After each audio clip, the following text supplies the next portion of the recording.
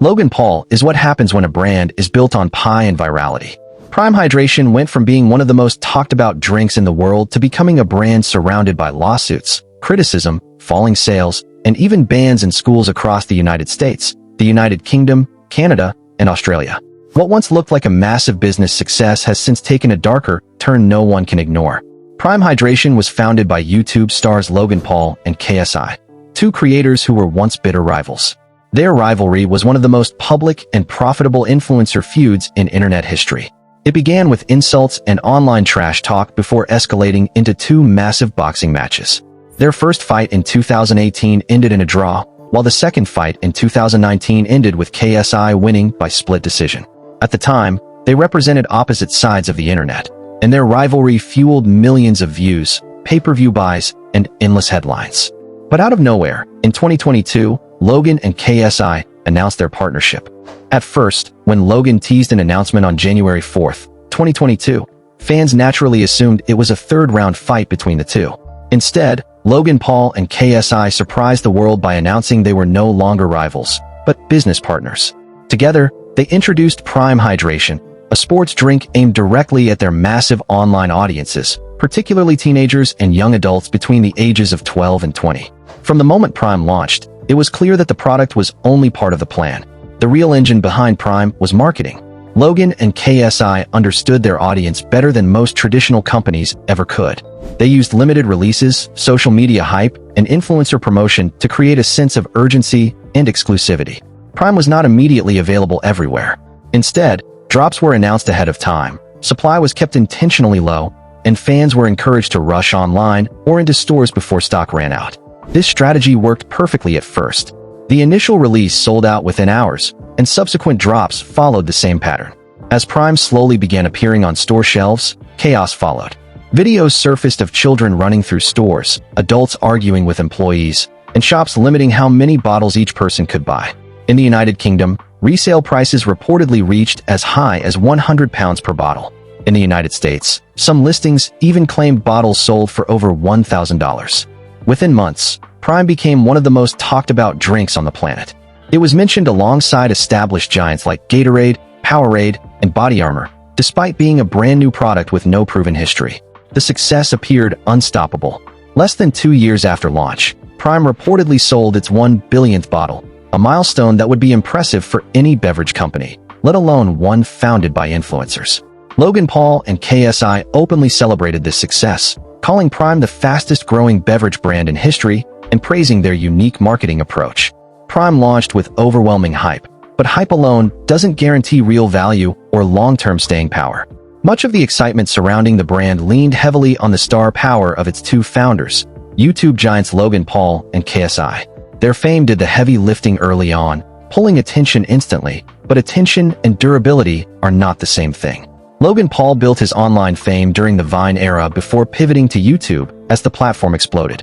By 2017, he had become one of YouTube's most recognizable personalities, known for his loud energy, relentless ambition, and constant reinvention.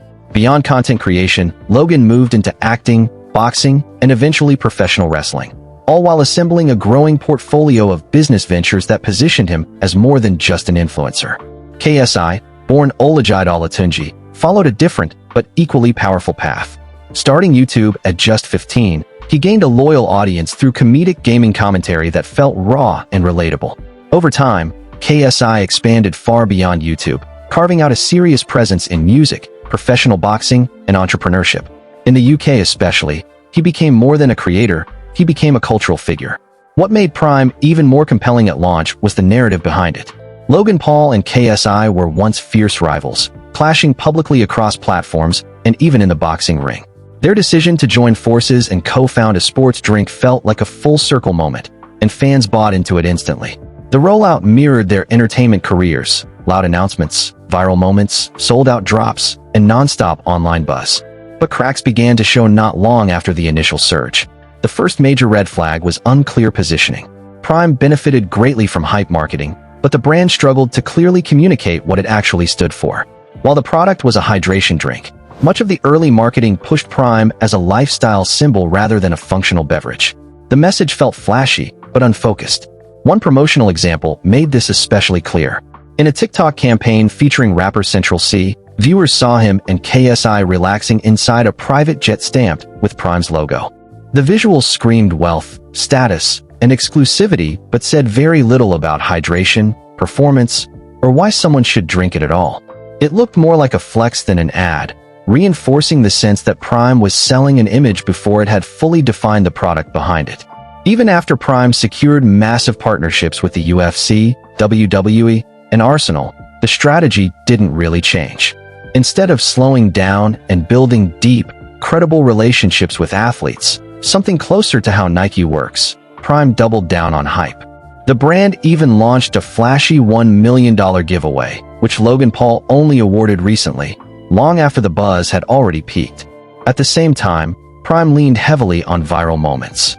There were influencer collaborations, surprise appearances, and content stunts with creators like iShowSpeed and MrBeast.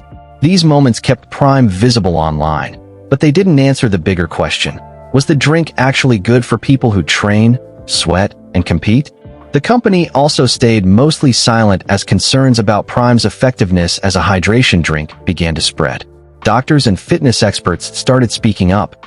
Physicians like Dr. Brian Sutter and Dr. Mike Varshavsky, along with well-known fitness coach James Smith, publicly questioned Prime's claims. Their message was consistent.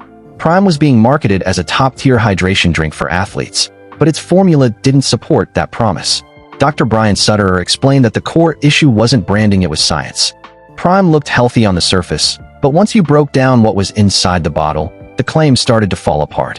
Logan Paul often pointed to Prime's low sugar and calorie count as proof it was better than competitors like Gatorade. He compared Prime's 2 grams of sugar to Gatorade's 36 grams and highlighted that Prime had only 20 calories compared to Gatorade's 140. On paper, that sounds like a win, especially for people watching their calories. But hydration doesn't work that way. Gatorade contains more sugar because glucose helps the body absorb electrolytes faster. It also contains far more sodium, about 270 milligrams per bottle. Prime, by contrast, has just 10 to 30 milligrams of sodium. While Prime does contain around 700 milligrams of potassium, sodium is the electrolyte the body loses most during intense exercise through sweat. In simple terms, Prime functions more like flavored coconut water than a serious sports hydration drink. That wouldn't be a problem if it weren't being promoted alongside professional athletes and elite sports organizations. As Dr. Sutter put it, the product was sold as something it wasn't. Then came the price crash. At the height of Prime's popularity, fans were paying absurd amounts for a single bottle, sometimes hundreds, even thousands of dollars. Bottles were resold online like luxury items. Today, that same product can be found for as little as $1. For context, a bottle of Prime officially retails for around £2 in the UK. Buying in bulk can push the price even lower, especially online. Prime energy drinks cost slightly more, around $2.50 per can. The dramatic drop wasn't just a market correction, it was a sign that the hype had evaporated. As the noise died down and Prime became widely available, real customer reviews began to appear. Not from influencers, not from PR packages, from everyday buyers. Opinions on taste were sharply divided. Some liked it. Others said it tasted artificial or medicinal. Celebrity chef Gordon Ramsay famously tried Tropical Punch live on Heart Radio and was completely unimpressed, comparing it to drinking perfume. But taste was only part of the problem. By mid-2023, controversy turned into legal trouble. In July, a consumer class action lawsuit was filed in Kentucky, accusing Prime of misleading marketing, specifically for promoting its energy drinks to children, despite the health risks associated with high caffeine intake. Another lawsuit followed later that year, claiming that Prime Energy Grape contained high levels of PFAS, often called forever chemicals. These substances don't easily leave the body and have been linked to serious health issues, including cancer and immune system damage. In January 2024, yet another class action suit accused Prime of falsely advertising the health benefits of its grape-flavored drink for athletes. The pressure didn't stop there. Prime's bottling partner, Refresco, also took legal action, demanding $67.7 million in compensation. Refresco had invested in a dedicated production line based on Prime's early projections of selling over 55 million cases within 3 years. When demand collapsed, those numbers became impossible to reach. Prime denied making such commitments, but the damage was already done. In January 2025, another lawsuit surfaced, alleging that Prime misrepresented its caffeine content. While the company advertised 200 milligrams per can, testing suggested the actual amount was closer to 215 to 225 milligrams. By this point, the pattern was hard to ignore. Prime didn't collapse overnight, and it didn't fail because of one bad decision. It failed because it leaned too heavily on internet fame, viral marketing, and short-term excitement while neglecting trust, clarity, and product credibility. Logan Paul and KSI were incredibly successful at capturing attention, but attention fades. Loyalty doesn't come from hype alone. When the buzz disappeared, Prime was left standing next to established brands that offered clearer benefits, proven formulas, and decades of consumer trust. And in that comparison, the promise of being a better-for-you drink simply didn't hold up.